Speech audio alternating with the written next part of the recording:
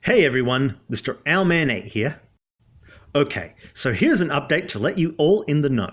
Now, why I haven't been posting as much on this channel is because I've been rather busy with another channel called Nutjob Productions, where I review anime and perform zany sketches with my co-star. And as you can tell, that takes up a lot of time. Take a gander at that channel if you're curious. So I hope you guys actually enjoyed the Power Rangers monster list, because I actually enjoyed making those, despite any of the problems it has. And I do plan on making more every 5 years.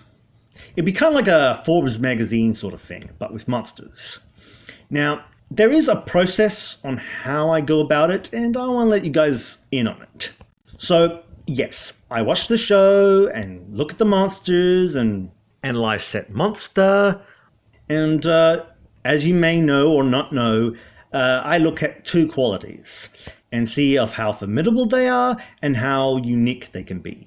Bear in mind, both qualities need to have a very high score to make on the list.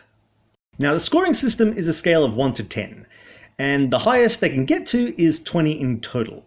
Yes, a 0.5 or something like that is a thing in the scoring system.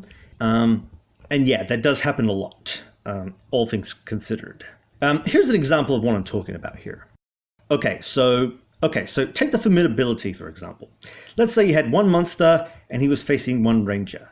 If he was beaten by one ranger or destroyed by one ranger, not counting the battleizers and such, that monster's not going to make it on the list. It's going to get a very low score. If it's a monster that's destroyed by an entire team plus auxiliary rangers, and maybe survive a finishing move, the first time at least, then it's definitely going to get a high score. If it survives and grows into a giant size monster, and it's still very hard to take down, again, it's going to get a high score on the list on how challenging it will be. Other things, of course, involve, affecting the rangers badly, endangering citizens gives bonus points, those sort of things. Now for uniqueness, that's a bit of a different story. Basically, it needs to wow the audience. And it needs to catch the eye of the beholder, with a design that is very different from other monsters. It can't just be a generic monster, or otherwise it's just not that interesting, and it just can't be an All Might thing, Because one of the things that makes the monsters special is what they look like. Unique features like having more than one head, an odd structure design, or a twist on a classical monster. All those things make a difference. With that all said, that leads to another subject I want to talk about. I want to point out some other details that you may or may have not noticed.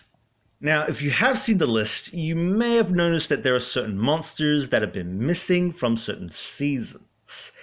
And there are a couple of reasons to this. They either got bumped off by new monsters, and the other reason is, well, they didn't meet the standard quota that was required to be on the list. Out of all the monsters from Power Ranger seasons, Operation Overdrive was the one that didn't make it on the list.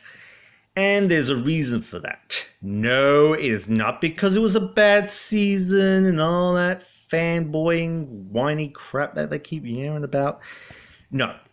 The reason was because the monsters were either always small or always big. And when the small monsters did grow giant-sized, they were either not unique enough or challenging enough.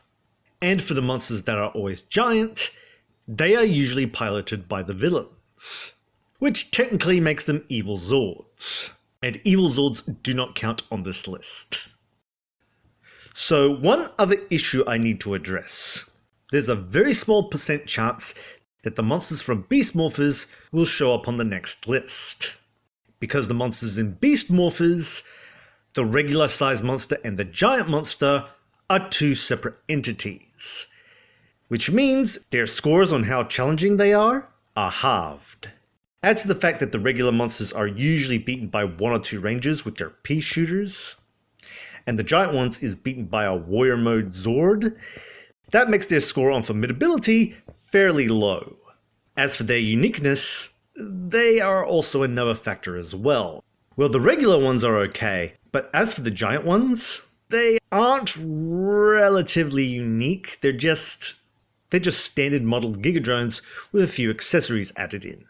And while they are fairly creative, they're really not that unique in the grand scheme of things. Okay, so before we move on to the next subject, no, I will not add monsters from Hyperforce or the comics due to the format they are in.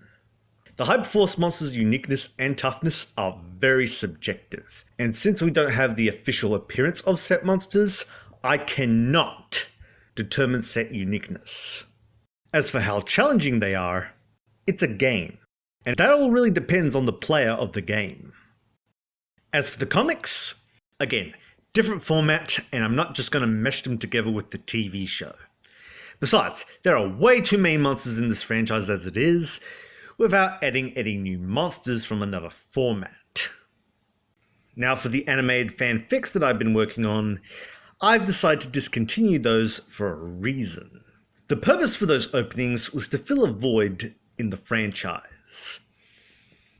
But with the possibility of pre-Zyuranger seasons being adapted into the comics, that void would be no more. Sure, I could still make them, but I would have to wait until they adapted all the teams, because I'm not going to make my own stuff and give the fans a reason to make no sense on what is canon or not. Plus, I really don't like to assume things and what they would be called and such. Okay, so other plans for the Power Ranger posts. I plan to post another Power Rangers project, basically tackling the ending of Power Rangers Dino Supercharge, and explain and debunk certain things here and there. In a way, I'm glad I didn't post it sooner, because of Ninja Steel and the Dino Ranger team-up. So this allows me to cover more ground. As for other stuff that I might add on this channel, well, let's see. Well, I do have some ideas rattling through my mind. Let's see. Power Ranger equivalents of characters, adaptation ideas, how I would redo the Megaforce seasons, and I might be posting some other fan work from other franchises. Of course, I'm not really sure if I want to use them or not, so let me know in the comments section on which of these ideas in which one of these ideas you might want to hear or see. And these are my updates from the Mr. Owlman 8 channel. Catch you later.